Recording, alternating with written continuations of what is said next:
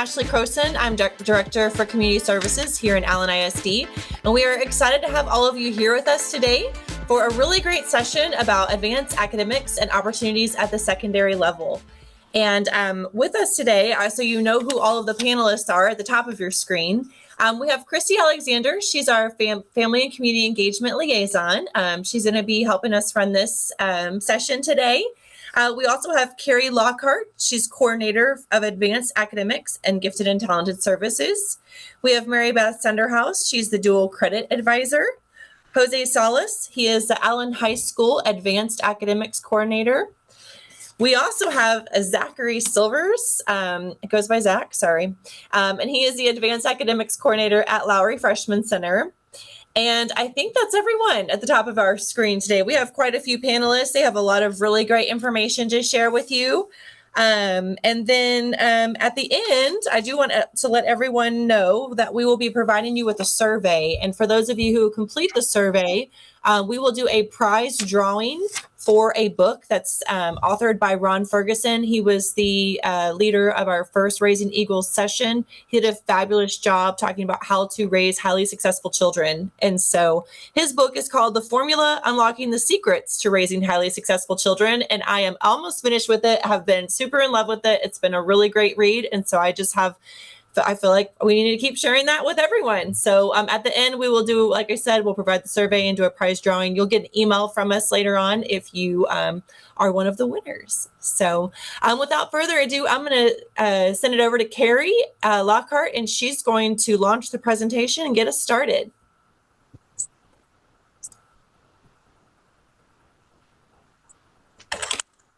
All right.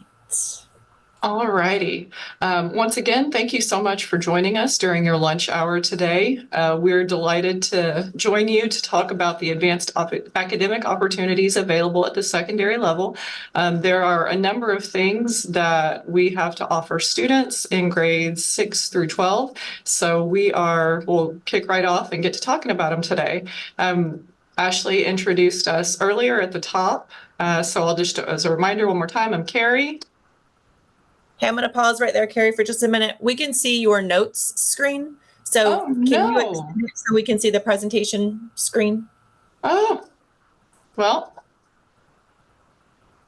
thank you so much.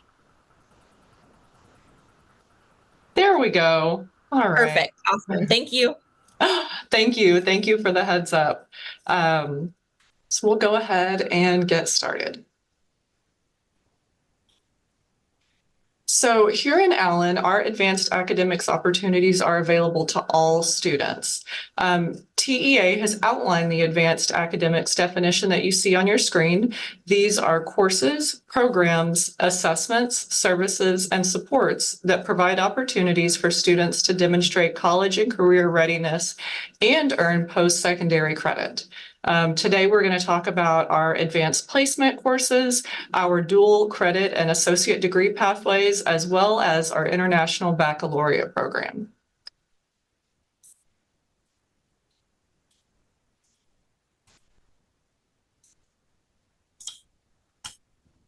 So the QR code on your screen, there's also a bit.ly underneath.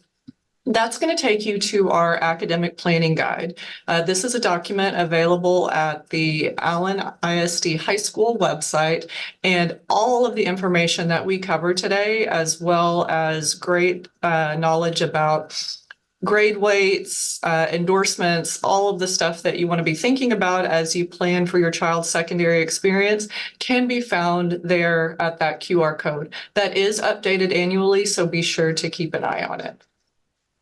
Yeah, the APG or Academic Planning Guide is an absolute critical resource when students are planning the courses they're going to take. We have a few terms to know that we wanted to go over with y'all just so you understood what we were talking about. And the first one there is open enrollment. Open enrollment means really that we give all students, any students, the opportunity to take a class. So AP classes, for example, advanced placement classes, those are open enrollment. Any student can elect to take that class. Some of them might have a prerequisite, like if you're going to take AP Calculus BC, well, they're going to expect you to have taken like pre-cal or at least Algebra 2 before that class. But in general, we don't have any requirements for students to be able to qualify for those open enrollment classes like advanced placement classes. Any student that's interested has the opportunity to take one of those classes.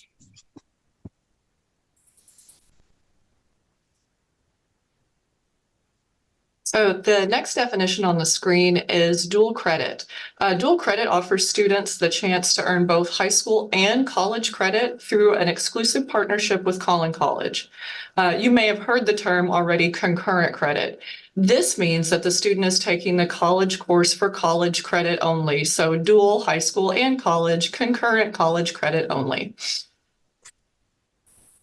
All right, so I'm going to go ahead and share with you all the GPA weight definition. GPA weight, also known as weighted GPA, is a method employed to adjust a student's grade point average, GPA, to reflect the difficulty level of their coursework. Within certain educational systems, specific courses are deemed more demanding or rigorous than others, thus receiving an additional weight during GPA calculation. So, for example, typically an advanced placement course, AP, or an IB course, or dual enrollment courses are attribute higher weight compared to standard courses. So, for example, an on-level course might receive a GPA weight of 4.0, an advanced or dual credit course 4.5, and an AP IB course will have a GPA weighted of 5.0. So the weighted GPA provides a detailed assessment of students' academic performance, recognizing their involvement in challenging coursework. Colleges and universities often use it to gauge the complexity of a student's high school curriculum and academic achievements during the admission process. All right. With those definitions in mind, we'll talk through the advanced academics opportunities beginning in grade 7. So if you have a 6th grader thinking about 7th grade, or a middle school student now who's working on planning the next several years ahead, the first thing you'll see are advanced courses. These are formerly pre-AP coursework. They're the same courses. They align to our advanced placement courses at the high school level to help students build a solid foundation so that they can be successful later on. Our advanced courses, just like our AP and IB courses, are open enrollment. There's a handful of exceptions that you'll see on the screen there. So if your child is taking an advanced LOT or language other than English course at the middle school level, or advanced Math 7 and Algebra 1 for grade 8, those courses do have specific criteria for student enrollment. Otherwise, we have opportunities for English, math, science, social studies, and visual and performing arts that are all advanced beginning in grade 7. As students move up into the Lowry Freshman Center at Allen High School and start earning GPA points, these courses have a 4.5 GPA weight. And when we look at advanced placement or AP courses, those are courses kind of designed by the College Board, who's also the entity responsible for the SAT exam and PSAT exam. Those courses, the first opportunity students have to take an AP course is in 9th grade. And for the most students, the majority of them that take an AP course in 9th grade, that's AP Human Geography. All these AP courses are open enrollment, so any student that is interested in taking an AP course has the opportunity to sign up. And these courses really do allow students to take like a college level course while still in high school. And depending on the college they go to and their score on the exam, the AP exam at the end of the year offers them the opportunity to earn college credit while still in high school. We offer at Allen ISD approximately 28 courses. And these are a level 3 course. When it comes to looking at that GPA or the weight that's there, these are on a 5.0 weight, GPA weight, which really does recognize the complexity of the courses and the difficulty of the courses that students are enrolled in. Thank you, Mr. Silvers. I'm going to go ahead and touch base on the IB diploma or the International Baccalaureate Diploma program that we have on campus. This is a program that is designed for 11 and 12 graders, so your juniors and seniors. It is an open enrollment program, and we offer courses in 7 subject areas. As you can see, we have English, language and literature, language acquisition, individuals and society, science, math, also elective, and the students in this particular program, they have to comply with the IB requirements. One of those is the theory of knowledge. We also have the component of the EE, which stands for extended essay, and lastly the CAS project, which is designed to support students in their creativity, pursue, and also service. And all of these courses are weighted 5.0.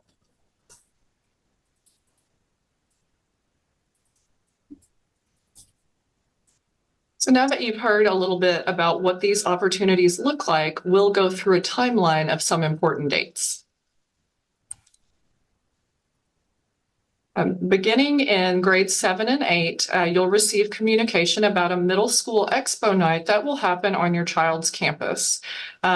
Beginning in grades 9 plus, students will have the opportunity to discuss advanced placement coursework during the course selection process annually. Please reach out to your advanced academic coordinator, that's Mr. Salas or Mr. Silvers, to discuss what options are going to work best in your 4-year plan. And I will let Mr. Salas talk a little bit more about the IB opportunities coming up. Absolutely. Thank you.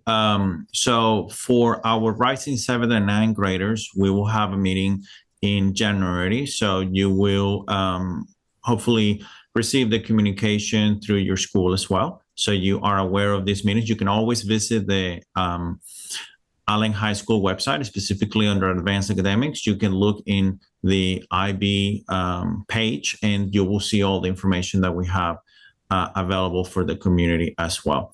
We're also planning on having other opportunities for your students to come and visit our campus and also learn more about the program. And those are going to take place through the IB Science and IB Art exhibitions. Those are going to, the dates are scheduled in the spring. More information will come out at a later time.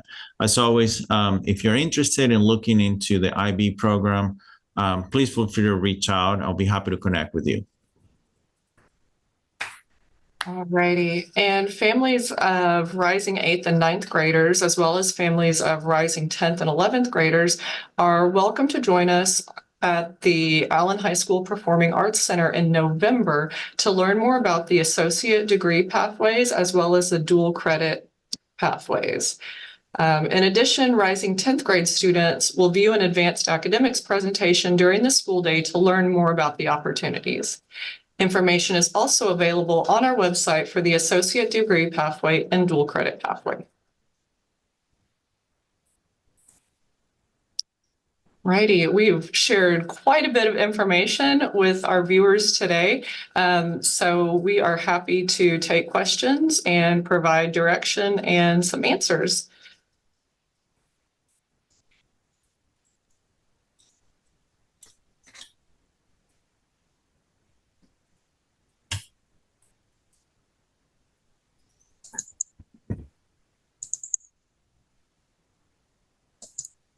As those come in, I'd also like to point out our contact information there on the screen.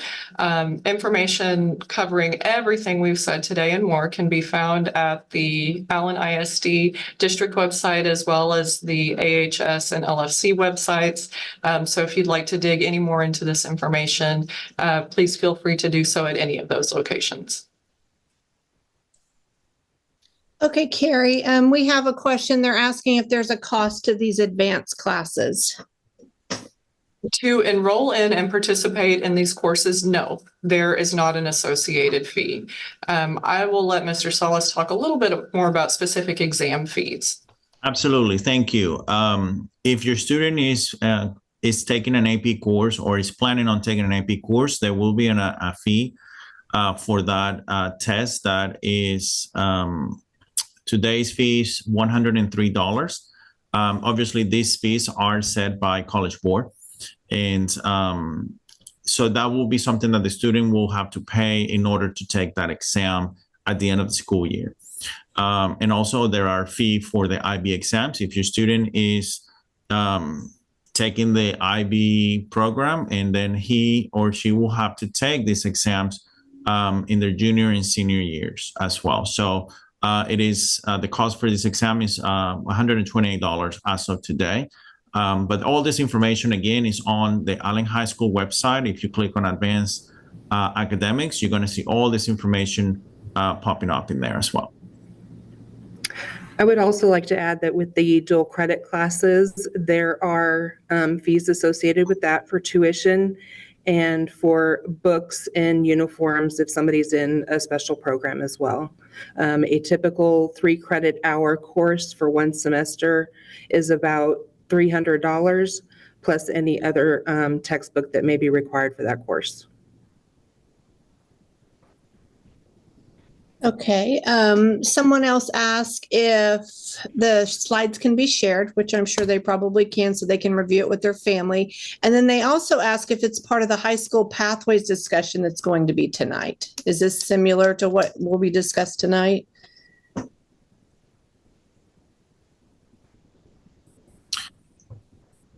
I guess I'm not understanding the question. I'm sorry. Well, they said there's a high school pathways discussion tonight, I guess, at the school, and they're wondering if what you just talked about is a lot to do with that. So there are, please go ahead. I was just going to say that I'm sure there will be some pieces of this. I'm not familiar 100% with what discussion is going to be like. Okay. I believe that one's going to be led by counselors, if I'm thinking of the correct one, and they're going to help families look at the guide, the class guide, where what is it called? APG Academic planning guide. Yes, academic planning guide. And then they will actually sit down with them after that meeting to help them plan out their courses so they can see what it's supposed to look like. I believe that's led by counselors, so it's a little bit different. But yeah, if they have questions about any of this, and they could refer back to the website, and I'm sure counselors can help with that too. Yeah, so this presentation has given you a great 5,000-foot overview of the many opportunities available, and those counseling teams will then be able to help you kind of dig down and start building the foundation for moving into the coursework that aligns with your students' interests and goals. Okay, the next one says, how much of the IB program involves writing assignments, as in actual writing using pen and paper? Students don't have many writing opportunities these days with computers and typed assignments. Is that a challenge? Great question. There is a lot of writing in the throughout the course of the diploma program, obviously. Yeah, and there is a balance of writing on paper and also writing using their personal device. So the IB program has a component, as I mentioned before, which is the extended essay, which is a unique component of the program in which students have to do research and work through that research for starting in the junior year and finalizes in the senior year. So there's a lot of writing involved in there, but I'm happy to provide more insights on that. If you would like to shoot me an email, I'm happy to connect with you and be more thorough if you would like. Okay. Let's see. Will you please cover some details on PSAT, SAT timelines and attempts? I would encourage the folks asking questions about specific timelines to either reach out to your campus, because they're going to be really the best folks to tell you who shows up where, what you need to bring, when you need to register, all of that good stuff. That's going to come directly from your campus. Timelines and information for those tests should also be available at the AHS website. Is that correct? Indeed, it is. Okay, let me look at the next one here. So can I pause for just a moment? We have questions coming up in the chat and in the Q&A. And so we're trying to toggle back and forth to make sure we don't miss anything. But I think, honestly, to ensure that we get everybody's question answered, if we have not answered your question yet and you put it in the chat, if you can copy it and paste it into the Q&A at the bottom, that'll help us make sure we get all your questions answered, because we can delete those as we answer them, whereas in the chat we can't. Does that make sense to everybody? So if we haven't answered your question you put in the chat, please copy and paste it into the Q&A for us, please. All right. Okay, then I'm moving over to the Q&A section. Let's see.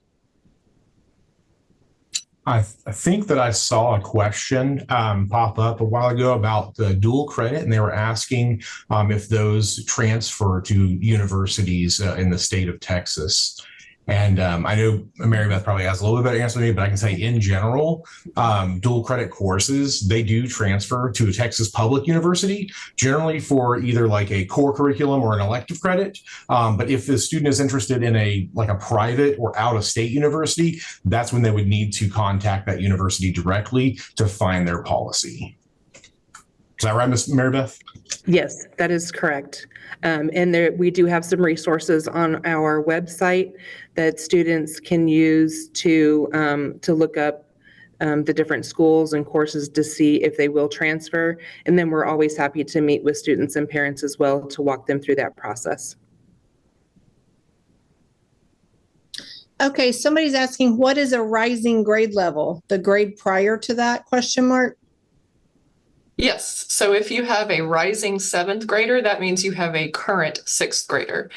So once again, as we have those conversations with counselors at the middle school and at the freshman center, we are talking about the rising grade level as the grade level coming up and planning forward. Okay. What is the difference between AP and IB? This is a common question.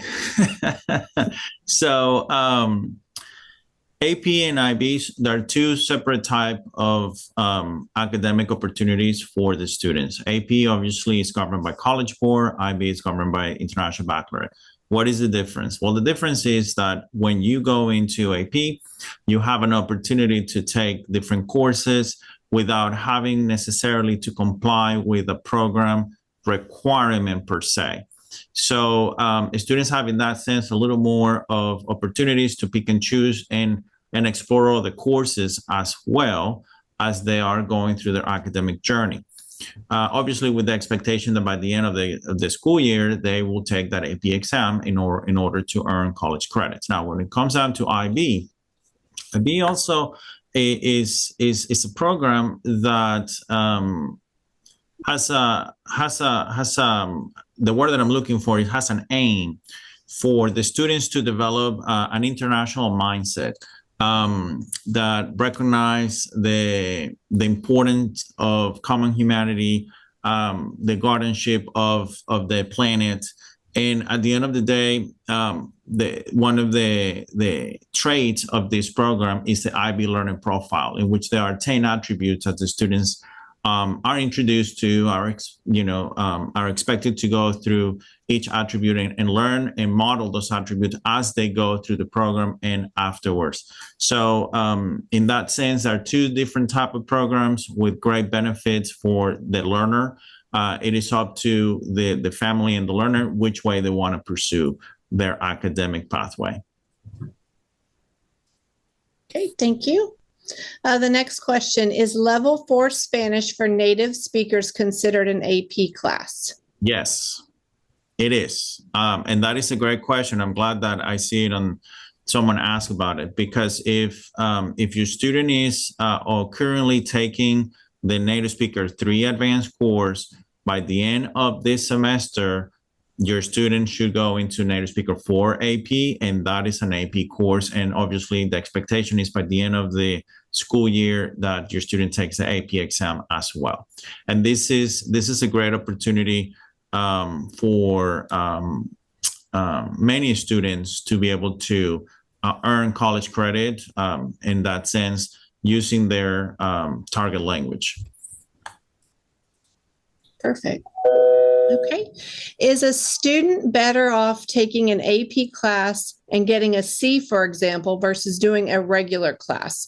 Will universities later prefer to see a heavier load, more advanced courses as AP with the lower grade, or a regular class? I think generally speaking, colleges and universities appreciate the willingness to challenge yourself and take those advanced courses, take those AP courses. And if a student is consistently being challenged at a C level, then I think we can, in an advantageous ways, go, oh my gosh, look at how this child is being challenged. Look at how they're growing. Look at how they're pushing themselves. And so to that end, I would say that yes, please make sure your child is signing up for the courses that are of interest to them and that it's an academically appropriate fit, even if that fit means they're trying their hardest and making a C. I'll let Mr. Salas speak a little bit more drilled down into what that looks like day to day and maybe on the transcript. If I can throw one thing in as well, I completely agree. Colleges want to look for that students are taking advantage of the opportunities that are available to them. So pursuing those difficult courses. Now, with that said, we want to make sure that they're not maxing themselves out or stressing themselves out. And colleges also don't want to see someone that's after like the numbers game, trying to maximize their GPA. What they want to see is, hey, is this student pursuing interests? And are they a well-rounded student? And have they challenged themselves? In other words, are they preparing for college that we know is going to be a little more challenging? Because if they are saying, hey, I know that I can get an A in an on-level class, so I'm just not going to take the other ones, well, are they really setting themselves up for success? So it is kind of a case-by-case basis, but in general, they do want to see students that are willing to challenge themselves and prepare for life after high school. Yeah, I will echo what it was mentioned just a moment ago from Ms. Lockhart and Mr. Silvers. I would like to add something to consider when we're looking at, an AP class and the student is passing the class. That is great. That is really good. The end goal is to pass the test at the end of the school year, to pass that AP test. So if the student passes the AP test and ended up having, let's say, a low B in the class, the college are going to look at, well, how many credits did he get on this course? They're going to look into that test. And that is something that I think is important to also consider, that students are going to go through a growth process as they start taking these courses. And yeah, there might be a lack of academic performance in the beginning, but there are systems in place and there are expectations from the students and the teams that teaches these courses to provide as much support as possible for the students. Okay. The next question, what is the benefit of taking IB? There's a lot. There are a lot of benefits with that. We also have to look into, are we talking about taking IB diploma, becoming an IB diploma candidate, or just taking IB courses? So either way, you will have benefits. If you take an IB diploma, the IB diploma pathway, you will conclude the diploma. Obviously, once you have meet all the requirements of the program, you will get a diploma from IB, which is a nice way to also showcase your academic pathway to colleges, become perhaps a little bit more marketable. If you only take the IB course that are open enrollment, not all of the IB courses are open enrollment, but if you were to take one of those that is open enrollment, then you can get a certificate as well. You can also earn college credits through the examinations of the IB exams, but that is going to vary depending on which school you are wanting to attend.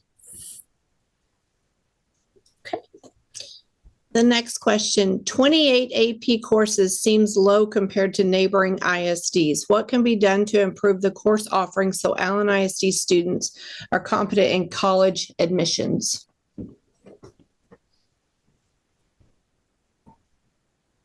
Well, I can chime in a little bit on that. We offer courses based on student interest and student enrollment. So I know, for example, AP Latin is a course that we do not currently offer at AHS. Typically, surveys will go out to students prior to registration that asks them what courses they're interested in taking.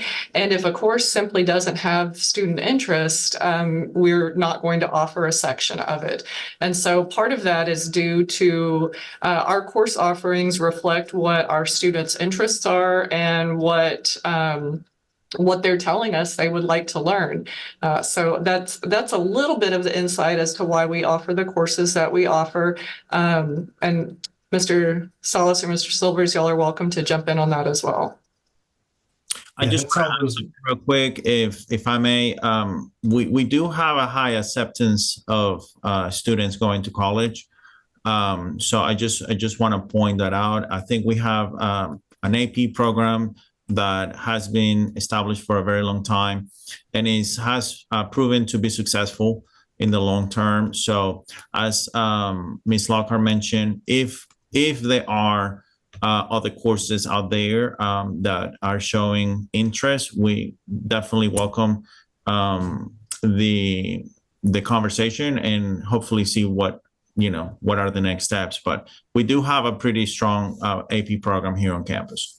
Yeah, that's what I was going to say, is that really the courses are based on student interest. And so if we have increased student interest, then that's a course that we would add. The 28 that we do offer, there is about, I think, 38 or 39, I think it's 39 courses that the College Board does offer in general. So the vast majority are ones that we have. And for those smaller subject areas that the College Board offers, occasionally we'll have a student that is interested in an exam-only section for something that we may not have a course for, but they're interested in doing a self-study, but we welcome student feedback so that we can plan for courses and hopefully offer those additional courses. All right. Next question, are dual credit classes that are offered only for a certain major selection? The dual credit classes that we offer are the core classes. We have the English, history, we have math and science as well. So they are not major specific. They are accepted at any Texas Public University in that core curriculum area. If not in that specific category that the core curriculum is broken down into, then they would be taken in as elective credit. Now, if it's an out-of-state or public university like we had talked before, then that would be something that we would have to look at the admissions website for that particular school to see if they might take those courses. But we do offer the major core courses, and we also do have elective courses as well. Okay, thank you. Next question. Do most universities evaluate applicants on weighted GPA? I have heard from other parents that some do and some do not. It is definitely a mix. And so actually there are many universities that will look at both. So they want to look at the weighted GPA and then they want to look at unweighted GPA. And the reason that universities also want to look at unweighted GPA is because there are some schools and some school districts that don't have a weighted GPA. So they want to be able to compare applicants to those universities from across either the state or across the country. So they will look at both. However, when they look at the unweighted GPA, they are still also taking into account the types of courses that students take. So, if you're kind of referring back to that, is it okay to, is it good to make a C and a level 3 course, like an AP course, versus getting an A in a non-level course? Well, if they only look at unweighted GPA, it might look different for the students, but that's why it's also important for them to look at the types of classes which universities do. They want to see if students availed themselves to all those opportunities and if they've challenged themselves to prepare for college. Okay, thank you. Next question. How many students participate in the IB program? That varies per year. Currently, we have a senior cohort of 41 students, and our current junior cohort is around 24 students. And that fluctuates every year. So that is where we are as of this moment. Okay. Will CBE count towards college credit? Well, great question. So that's one of our typically frequently asked questions is, can students take CBEs? How do those work? So if a student does a CBE, we don't encourage students to take CBEs to just accelerate in high school. They really want to begin with their end in mind, kind of come up with that 4-year plan and see where they want to be. And, if the purpose of taking that CBE is to help them achieve their goal for their senior year, then that's something we definitely encourage them to speak to their counselor about and see where that applies. Because the school will accept some CBEs, not all. So it's really important that students talk to their counselors. But as far as for high school credit, it depends on the CBE and the nature of that CBE, the purpose for it. If a student is, fluent in a different language and we don't offer that language at school, then that might be something that would benefit the student to take a CBE and see if they can get additional high school credit for a foreign language that they already know. However, we definitely don't encourage students to just try to max out the number of credits they can get by taking CBEs and not being enrolled in those courses. So the best advice I can give is to speak to the counselor, specifically have that student, or you as a parent to speak to that student's counselor to find out more information. May I add something to that real quick, Mr. Silvers? I think it's also important to consider what is that CBE? How is that CBE going to help the student for the next course? We see in a lot of cases students taking some CBEs and then they want to take the next course coming above that level, and then they struggle because they don't have that exposure in the classroom and that practice and the development of the skills. So something to consider. Definitely connect with your counselor and let them know, which way will be something that you might be considering doing. Okay, and I had another one come in, not off of here, but on Facebook, and it says, when and how to apply for CBE exam for language? Is it a written or oral exam? Okay. I don't have all the information. Definitely encourage you to talk to the counselor, but we don't actually typically offer the CBEs here. It's something that it's like a third party, like universities often offer CBEs, and so that would be speak to the counselor for sure. Okay. Can I ask a clarifying question? Are we talking about a foreign language? Let me see what they said. That's all they said. It just says when and how to apply for CBE exam for language. That's all it said. So I'm not. So if it is foreign language, we highly encourage the students to take the courses, right?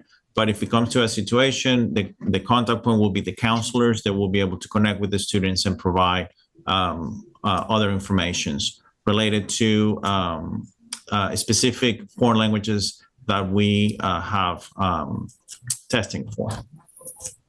Okay. Another question, the dual credit classes have a cost. So it's someone else asking. Yes, they do have a cost. Again, a typical dual credit class is 3 credit hours and will cost approximately $300 plus any additional fees or materials for that course. Thank you. What is the best way for a student to decide on if the AP or IB stream is appropriate for him or her? Couple of things on that. First, we need to look into if the student is wanting to pursue the IB diploma program, to see whether or not the student has the math and the world language or foreign language requirements.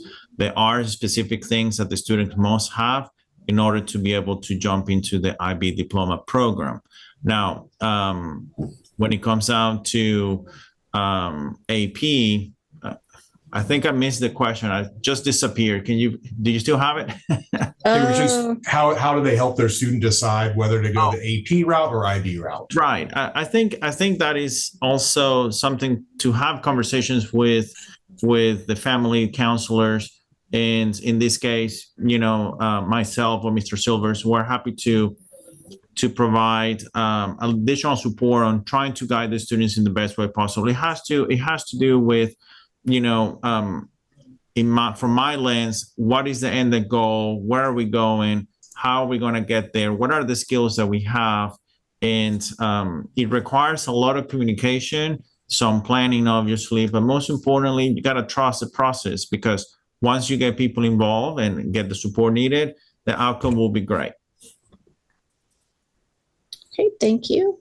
Next question. Are there certain career fields that are better suited for IB versus AP? I think in general, it has more to do with the type of learner that the student is. That's really the kind of pathway of picking the AP or IB. IB is great in that it provides a better structure for making a well-rounded student, like someone who's involved in their community, someone who's a deeper thinker and can express that effectively. But you can find those experiences through many other things in high school, many of those through AP classes or through other like service communities or service organizations that are available. So I don't know that I'd say it's as much directed towards a specific job in the end, but more about the kind of learner. With that said, IB really does focus on making a global citizen. And so if the kid was, if the student was really, really interested or passionate about getting into, foreign affairs or something like that, then maybe IB would be a perfect fit for them. But again, I would focus more on the type of learner that they are as opposed to the job they want to have later. Okay. Next question. Can kids mix AP and IB courses? Is it recommended or any challenges? The answer to that question is yes, they can. So here's the situation though. If a student is taking an AP class, the student could take potentially those open enrollment classes that are available within the IB program. Now, that is going to limit the students to pursue the IB diploma program. But the answer to the question is yes, they can mix. Okay. If your child is strictly interested in playing the GPA game and graduating at the top 10% of their graduating class, do you recommend going the AP or IB route? They don't necessarily have to play the GPA game in order to graduate in the top 10%. So we really do discourage students from playing that game because that is just undue, unneeded stress. And the intent is not necessarily what colleges are looking for. With that said, if they're really wanting to earn the highest GPA possible following their pursuits, then yeah, the level 3 courses, AP and IB courses, have the higher GPA, the higher grade weights. But I do not encourage students to kind of max that out. Colleges want to see a well-rounded student, someone's involved in multiple things. So they need to pursue their interests and challenge themselves when appropriate and not solely focus on maximizing GPA. Okay. Here's one sort of similar to another one you answered earlier. I heard that some universities care more about unweighted GPA because many middle schools calculate weighted GPA differently. Is that the case? So vast majority of the universities are going to look at both. They're going to initially look at the weighted GPA, but then they're also going to consider the unweighted GPA. And that's because different schools and school districts across the state, across the country, many of them use weighted GPA, but some do not. And so when they look at candidates, they want to have like a common platform. Now, when they look at an unweighted GPA, they absolutely do look at the courses that the student was enrolled in. They want to see if students challenged themselves or took advantage of those opportunities available to them to see how they got to that point. So just because a student has taken all on level classes and made all A's and has a higher unweighted GPA than a student that challenged themselves and made C's and B's in advanced classes does not mean that a university is going to say, well, it's a higher unweighted GPA they're in, the other student's not. They're absolutely going to look at what else the student was involved in, what types of classes were they involved in, were there organizations, were they a part of their community. Well, they want to see a well-rounded student and someone that is also pursuing their interests. And if I can piggyback off of that for just a second, we have a number of GPA related questions, and these are excellent questions because that is something you want to make sure you understand. But in terms of college admissions, colleges are not admitting a number, they are admitting your child.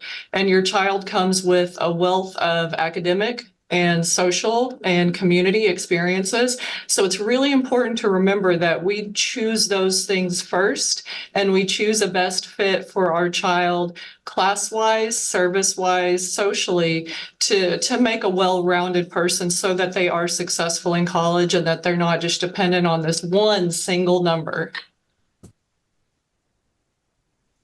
Okay, thank you. Next question. I was an IB student who sat for the IB exam many, many years ago. At that time, we had to apply to be an IB. However, I just heard open enrollment. Is it truly open enrollment, or is there still an application, recommendation, and essay process? Well, thank you for sharing that you were an IB student. I'm glad to hear that. Regarding to your question, it is open enrollment. We don't have an application or essay process. What we need to look into, though, is to ensure that you have the courses needed, specifically within the math pathway and also the world language pathway. We need to look into those, because if you are in taking those courses, then the transition to the IB diploma program is easier. I hope that answers the question. Thank you. Is the list of AP courses posted online at Allen High School website? Interested to learn what courses are offered. Best place to go for that is the academic planning guide. You'll see every AP course available at Allen High School in the academic planning guide. Absolutely. But to that question, yes, it is posted on the Allen High School website. Once again, when you click on academics, you're going to see the drop-down menu. You can click on advanced placement, and then it will show the courses that we have available. Thank you. Are dual credit courses accepted by other community colleges in Texas? Yes, they fall under the same guidelines as the 4U universities, that they do recognize the courses that are taken at other community colleges. One of the things that I do want to take an opportunity to relay to everyone is that as of July 1st, 2024, any new dual credit student will only be able to use their ACT, SAT, or TSI to meet college readiness requirements for enrollment into an academic dual credit course. This is per the Texas Higher Education Continuing Board Rule 4.54, that the PSAT, ACT Aspire, STAR English 2, or Algebra 1 EOC will no longer be allowed for dual credit eligibility. So it is very important that students are aware of this so that they can start planning early to take that TSI. And we do have several dates that will be posted very shortly when those students can start taking that TSI to start the dual credit enrollment process. Mary, do you want to talk a little bit more about what the TSI means? I know that we typically understand our lingo, but sometimes everyone else doesn't. Yes, of course. The TSI is the Texas Success Initiative, and it's an assessment to evaluate a student's readiness for college level coursework. And so this is what the college is using as a baseline to make sure that students are ready for the rigorous core that is involved with the dual credit class. Thank you, Mary. Mm-hmm. Could a student have a mix of dual credit and AP? Yes, absolutely. Several students take a mix of both, or even all three with the AP, IB, and dual credit. Okay, thank you. What's weighted and unweighted GPA? So weighted GPA refers to, we have our different levels of classes. Our advanced classes and dual credit classes, those are a level 2, and they are at a 4.5 scale. And so just the 4.0 scale. And the AP and IB classes are level 3, and that's a 5.0 scale. So those are what we call weighted because they provide an additional weight for the courses that are more rigorous, our advanced courses. Unweighted means that regardless of the class that a student is in, it would be all on a 4.0 scale. And so the discussion around the weighted, unweighted GPA was whether or not schools or school districts provide additional weight for advanced courses. Most do, but when colleges look at applicants, they're going to look at both the weighted and the unweighted GPA and take into consideration what kind of courses the students were enrolled in. Okay, thank you. Next question. What's the GPA for doing athletics UIL sport? Is it weighted higher if the student plays a sport for more than 1 year in high school?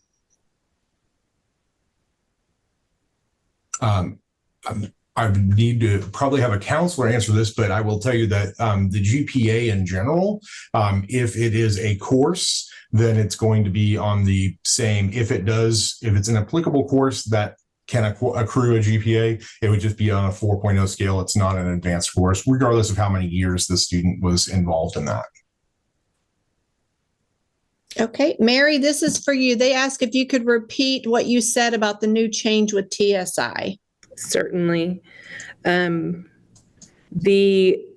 TSI and the SAT and ACT are the only tests that the colleges or the Collin College for dual credit will take in order to enroll a student in dual credit. In the past, we were able to use the PSAT and MSQT scores to waive the need for a TSI in either the English language and reading or with the math.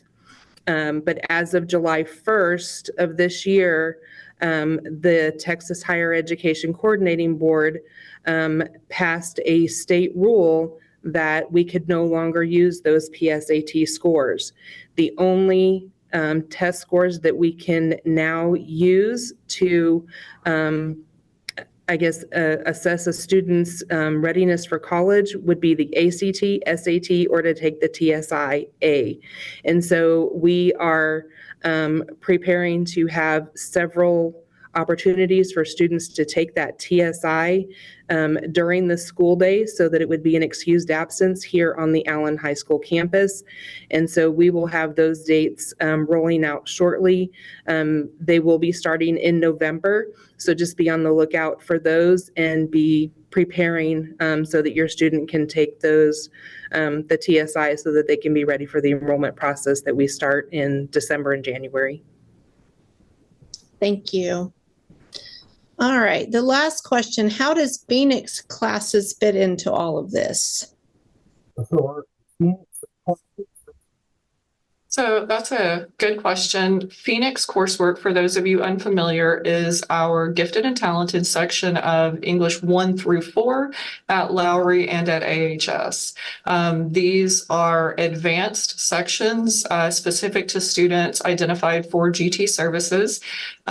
This includes English 1 Advanced, English 2 Advanced, English AP Literature, and English AP Language. Students, just like our regular AP students, are expected to sit for the AP exams.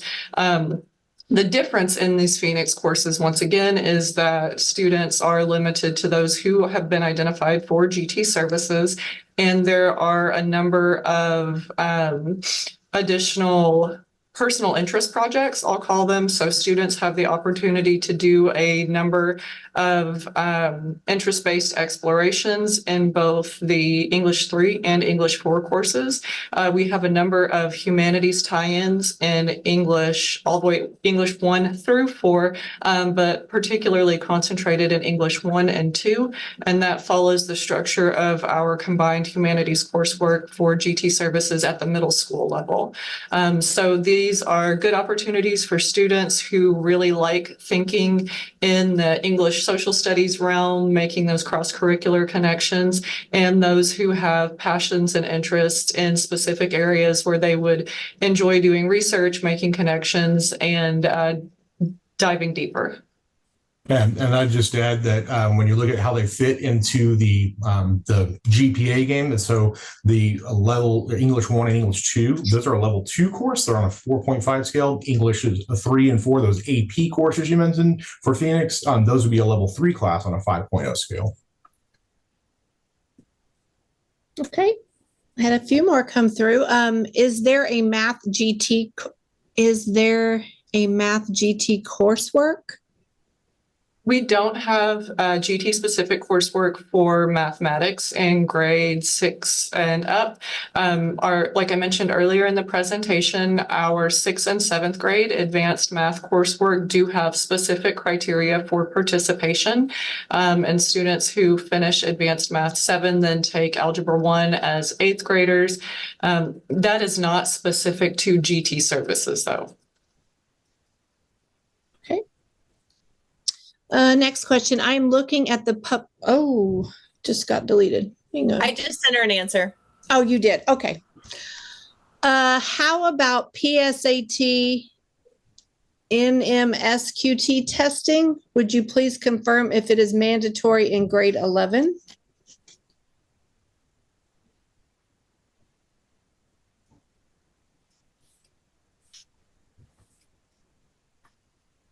I was going to let Jose take this one, but I do believe that it is. So we offer that PSAT on one of these school days, and I don't know about if it's mandatory. Mr. Salas, do you know, is that a required test for everyone in grade 11? It is a highly encouraged test because it has other good implications. Once you take the PSAT, then obviously you will take the SAT the next as a follow-up test, and then we will colleges will be able to see your progress academically on those. So it is highly encouraged. We actually have a PSAT day coming up on campus on October 3rd. So it is highly encouraged, obviously, for the students to take that test. Which students take that PSAT on that day? I believe we have the sophomore taking that test that day. So when it comes down to the juniors, SAT is what they are encouraged to take. I hope that answers your question. Oh, sorry. I have a sophomore, and so I got their email about this. And so they talk about how Allen High School students will take the preliminary SAT or PSAT free of charge to all class of 2026. So that would be the juniors, and class of 2027, the sophomores, on October 3rd. And it just states that the PSAT helps identify academic areas of strength and growth, as well as prepare for college entrance exams like the SAT.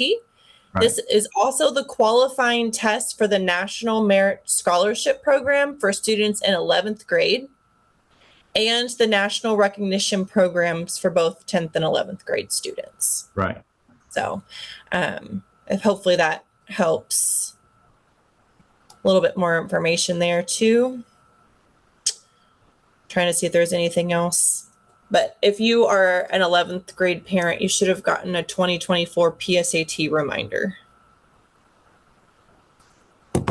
And there are no more questions in the queue right now. Okay. Well, thank you all so much for joining us today. This was an awesome turnout. We're so happy to be able to have so many people with us today. And thank you, Carrie and Jose and Zach and Mary Beth, for all of your expertise in the advanced academics world. And if you guys have any further questions or concerns, feel free to reach out to the people who are listed here on the screen. I know that someone was asking about career pathways. Tony Chrysler is your girl. She is very helpful and will be able to answer questions about that. And don't forget to fill out the survey that's in the chat. The survey really helps us to design our future Raising Eagles sessions, in addition to just providing us with feedback on how we're doing so we can make changes as we need to.